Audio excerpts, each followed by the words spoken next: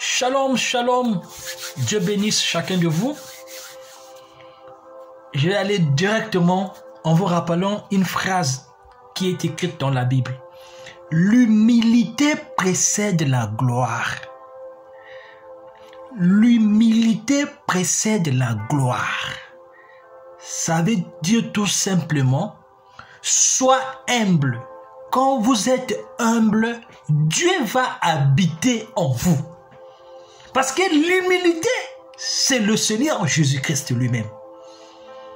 Le Seigneur Jésus-Christ a été humble jusqu'au point où il accepte Jean-Baptiste puisse le baptiser.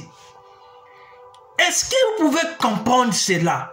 Can you imagine?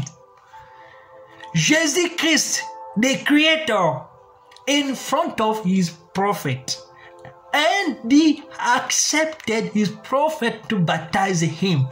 Ça veut dire quoi en français? Jésus-Christ lui-même, le Créateur, le Dieu Tout-Puissant, l'auteur de tout don excellent, le Melchisédek, celui qui existe par lui-même, le Emmanuel, Dieu parmi nous, devant son prophète Jean-Baptiste, au lieu que Jean-Baptiste puisse être baptisé par le Seigneur Jésus-Christ, mais c'est le Seigneur Jésus-Christ qui accepte que Jean-Baptiste puisse le baptiser. Vous voyez quel degré d'humilité? Si lui, il acceptait de faire ceci, et combien à plus forte raison vous et moi? La Bible dit, soyez humbles et j'habiterai en vous. C'est Dieu qui le dit. Dieu ne vous recommande pas de faire quelque chose que lui-même ne peut pas faire. C'est pour cela qu'il est passé par la mort, pour vaincre la mort.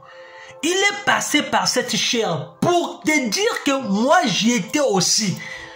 Je connais c'est quoi les sensations. Je connais c'est quoi la pression. D'où vous ne pouvez pas donner une raison.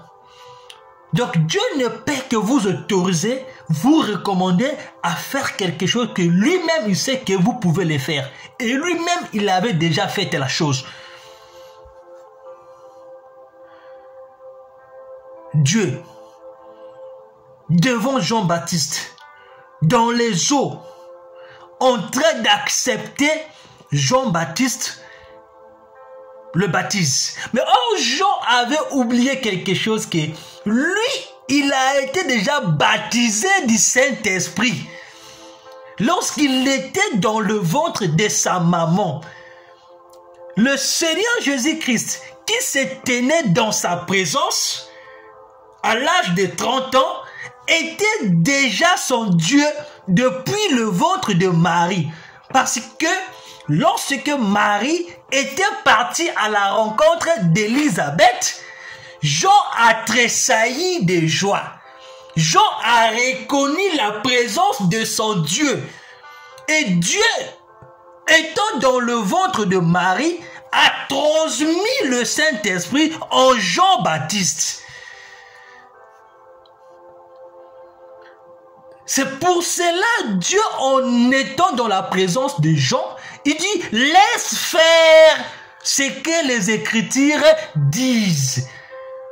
Parce que moi, je ne suis pas un Dieu menteur. Je dois accomplir les Écritures. D'où il a été humble. Humble comme un agneau. Humble comme un pigeon, une colombe. Humble comme un aigle.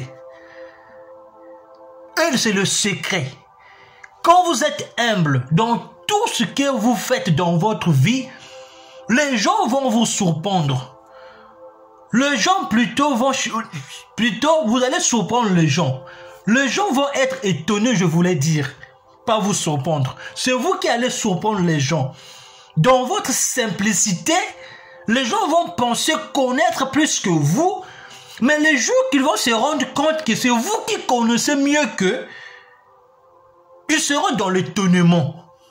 Parce que la simplicité, la tranquillité, l'humilité, c'est une arme. C'est comme la parole à double tranchant. C'est comme une épée à double tranchant. Donc l'humilité aussi a des mêmes caractéristiques de la parole. Elle vous rend docile, elle vous rend simple, elle vous rend humble et elle vous élève dans les sphères célestes. Elle vous élève dans le lieu céleste. Elle vous fait monter plus haut dans les hauteurs parce que vous êtes humble.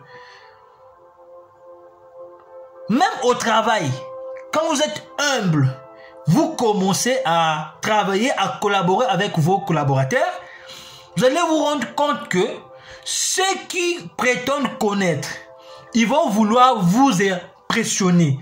Vous allez apprendre d'eux.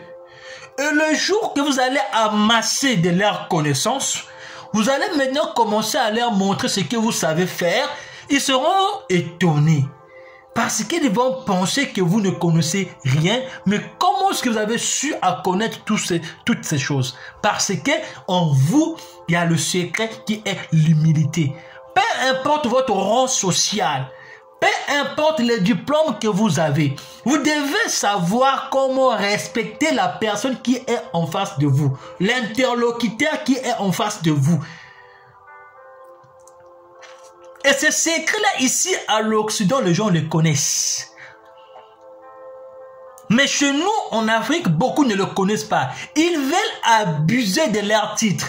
Et quand vous vous rendez même compte qu'ils ne sont même pas matériellement bien stables, mais c'est juste les titres qu'ils ont, ils ne veulent pas parler avec celui qui n'a pas peut-être les diplômes, sa manière même de parler avec la personne, son interlocuteur, surtout si son interlocuteur n'a même pas les diplômes, n'a même pas de l'argent, il devient un chiffon. Or Dieu dit, Dieu élève souvent les humbles. Dieu a souvent travaillé avec ceux qui sont humbles, ceux qui n'ont même pas de contenu excellent, c'est-à-dire ceux qui n'ont même pas de savoir-faire, ceux qui n'ont même pas de compétences, ceux qui n'ont rien. Il les prend du fond de la boue et il les élève. Ils deviennent des personnes à considérer, des personnes à suivre, des modèles parce qu'ils ont été humbles. La parole nous permet à être humble. La parole nous enseigne que l'humilité précède la gloire. Quand vous êtes humble, plus tard, vous allez avoir la gloire de Dieu dans votre vie. Parce que la gloire va régner dans votre vie.